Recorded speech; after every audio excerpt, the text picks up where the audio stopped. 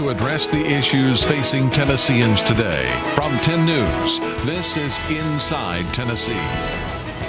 Good Sunday morning and welcome to Inside Tennessee. I'm your moderator, John Becker. Before we dig into the politics of the moment, we take a step back and look at how Knoxville looked in 1960 to compare how it looks now and where we're headed as a community in the future. Mark Donaldson, Executive Director with the Knox County Metropolitan Planning Commission, joins us. And guess what? This is a guy who knows us better than we know ourselves, right? That's a scary thought. Yeah. He knows more than the census. Trust us. We'll get to that in just a minute. First, our panel. On the end there, Don Bosch. He is a lawyer and also a Democrat. Good morning, John. Good morning. Mike Cohen is a Republican, and he is a PR strategist, runs his own communications company. Good morning, JB. Good morning. And Jack McElroy, editor of the News Sentinel. Unaffiliated. A pleasure. Glad to be here. Mark, let's start with a couple of pictures that you sent us that really demonstrate what we've become as a community as far as visually. Let's look at some before and after pictures to kind of start our conversation if we can. And tell us what we're seeing here on the screen. Okay, this is the Lovell Road intersection, approximately early 60s on the left and a very current picture on the right. You can see things have changed a little since that interchange was first constructed along Interstate 40. And then we have one more set of before and afters that really tell a story as well. This is Cedar Bluff, right? Right, Cedar Bluff interchange. Again, same time periods. Those interchanges were still pretty fresh back in '65. The concrete was still white. Yeah, that says a lot and leads me into this question. What we were and what we become, when somebody approaches you with that question, what do you tell them in East Tennessee? Well, we've had a very steady growth rate over the last 100 years. It's been positive every decade through the data, and we can kind of count on 1 to 1.5% growth every year. There have been some exceptions. But then when you start drilling down and looking at the location of that growth and development, you see that since 1960, the city has grown very little, whereas the areas outside the city have absorbed most all of that development. And that chart there on the screen shows if you could go back to that. All right, fellas, if we can go back to that, Mark wants to make one more point. Let's see, you see two curves, and those curves change places in a couple of places. Look, between 1960 and 1970, in 1962, the city annexed an enormous amount of Knox County, more than 50 square miles. The city went from about 25 square miles to almost 80 square miles. And its population at that time went from 115 to 120,000 up to 174,000 by the 1970 census, almost all as a result of the annexation. And then you can follow that line for the city graph from 1970 to 2010, and it is flat. Despite the efforts of Victor Ashe. Well, and when you get in there, It doesn't show profitability. It shows population. Let's move to that next map that really shows where that growth has occurred, right? Talk about the colors we're seeing on the screen. You can see the yellow was the city's population or the city's boundary in 1962. The orange was the series of annexations that took place during that year, and literally in all directions. To the east, the Holston Hills area was annexed. The most famous reaction to the annexation was in Fountain City, where they held parades filled with coffins and all sorts of things. And then to the west, the city went out to take in the West Hills area. To the south, went down and took in the Colonial Village area. does a city have to be growing to be healthy? Or, I mean, it would be my perception in the last couple of years, the data would seem to show that the population growth within the city of Knoxville is fairly flat, but you have the sense that the economy here is doing pretty well. So is a lack of population growth a problem or just a statistic? I think if it were to continue for a much longer time, it could become a problem. We have some unique circumstances that work in our favor with the University of Tennessee being really close to the core of the city, and in the last 10 years the emerging activity and energy in downtown Knoxville has been a real kick for the city as a whole. It's interesting, with that flat growth coupled with declining household sizes, we've actually added 26,000 housing units over those within the city limits. Over those 4 decades to accommodate 4,000 people. How important is it, though, in a community like Knoxville, where, you know, as a community we make little distinction between whether you reside in Knoxville proper or live in Knox County, and I think most people think, you know, you may work in Knoxville and live in Knox County or vice versa. Everybody lives in Knox County. That's true. Knox County exclusively. Former Knox County employee, I have to point that out. But how important is the distinction of city growth versus region growth?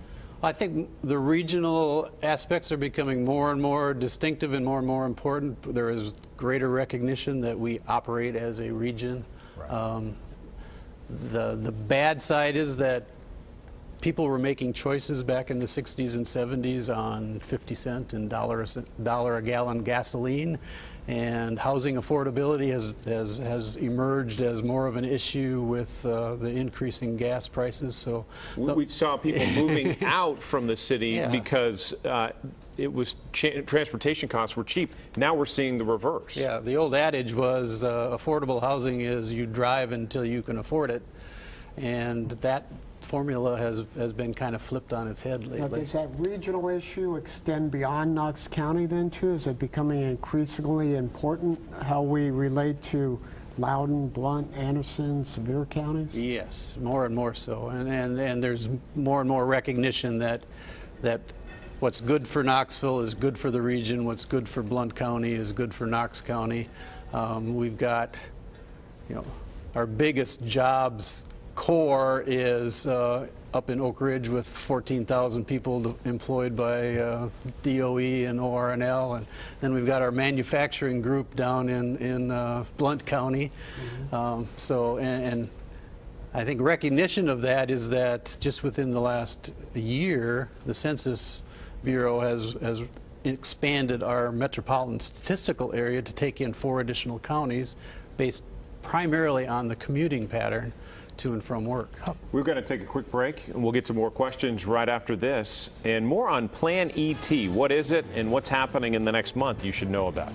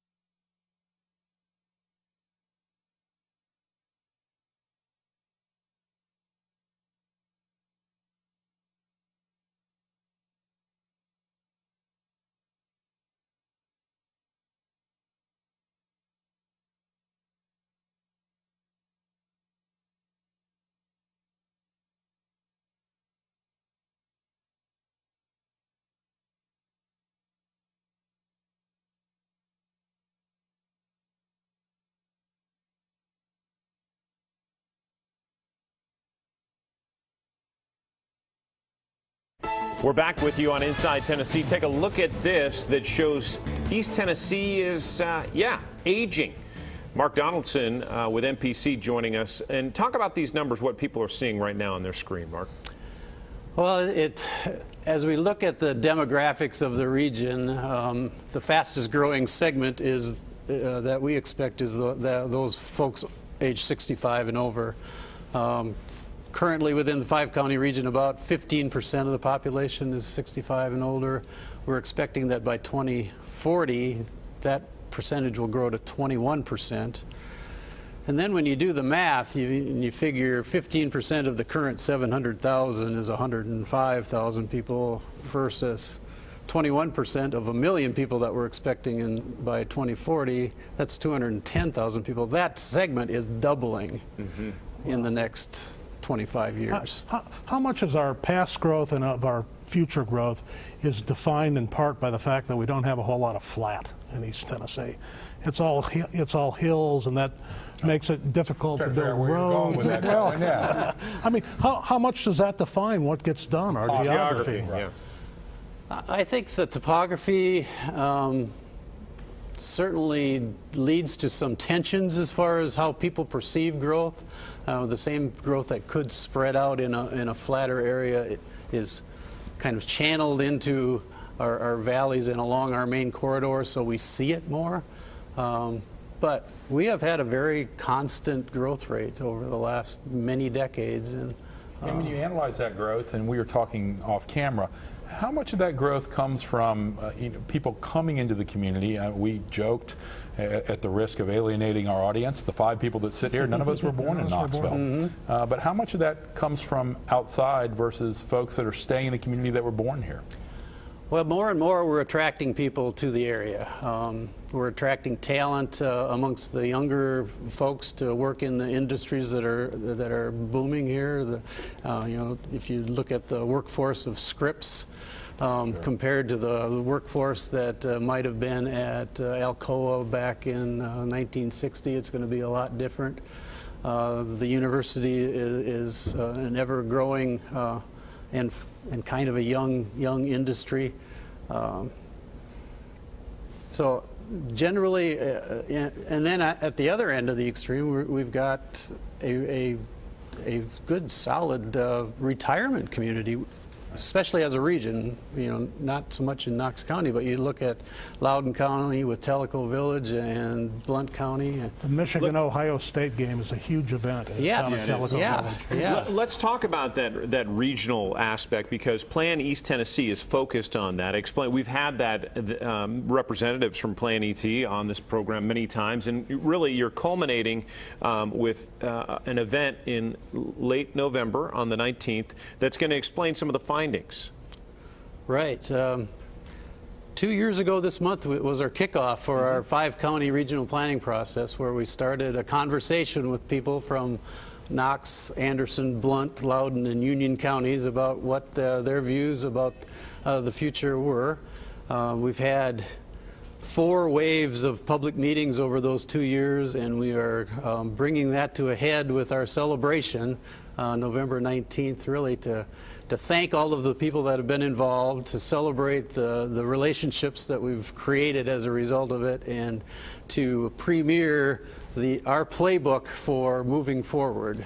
So we have a good plan for, how is our planning process? That's what you're all about, and maybe that's an unfair question, but how well planned is our growth for the region, for Knox County, and how well do we stick to our plans? A couple of very loaded questions. Regional planning is a difficult thing, to get your hands around to start with, and ask the mayor of Sevierville. Yeah, as planners, we talk about process versus product, which is more important all of the time. And as you deal with regional planning, I think the process trumps the product most of the time. And as planners, we plan, but the plans don't get carried out. Well, not necessarily right away, but if you start putting the same idea out in front of people often enough, a few of them take. And that's really been our goal, is to create a framework for decision making in the future that reflects the goals that have been identified by the population, and we've narrowed that down into eight goals that we talk about. We have a set of objectives for each of those goals, and then we've put together a whole series of actions that people can take on their own, they can take as a community, and some of them we just simply have to address as a region. Economic development being a regionally oriented issue. Any surprises in the data that people saw as important that you thought, wow, that's interesting? Well, it was interesting that we trotted out we've refined our 8 goals and took them out to the people in our last round of public meetings and asked them to rank order the goals. Give them to us 1 through 8 bullet points right now. Number 1 goal was to improve our air and water quality. Number 2 focused on regional prosperity, so the economic development thing. Number 3 surprised us. It was, let's develop a local food system. And that's the one thing that really kind of farm to table. Right. Very much so, and it seems it's a topic that, as you do more research on it, you find out that people all throughout the country are talking about it. People here are talking about it. We've got restaurants that are featuring local foods. We've got everything from craft beer establishments coming up and food trucks, and so we actually have a goal to encourage food entrepreneurship. Wow. Well, you can learn a lot more about this. Mark Donaldson and the others who've been participating in that event Tuesday, November 19th, 9 to 11:30 in the morning at the Standard on West Jackson Street in downtown Knoxville. Doors open at 8 in the morning, so should be very revealing. We appreciate you giving a preview and also just giving us a sense of who we are in East Tennessee. Thanks for having me. Absolutely. We'll be back with a couple of talk-arounds right after this.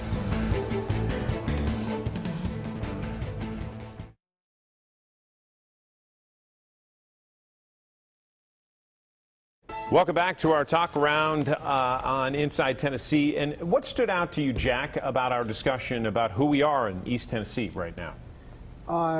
Well, it's interesting that to some extent we do really reflect the nation, but the split between the city and the county, which we didn't get into too much, is really significant. We have a different demographic in the city than we have in the county outside of the city.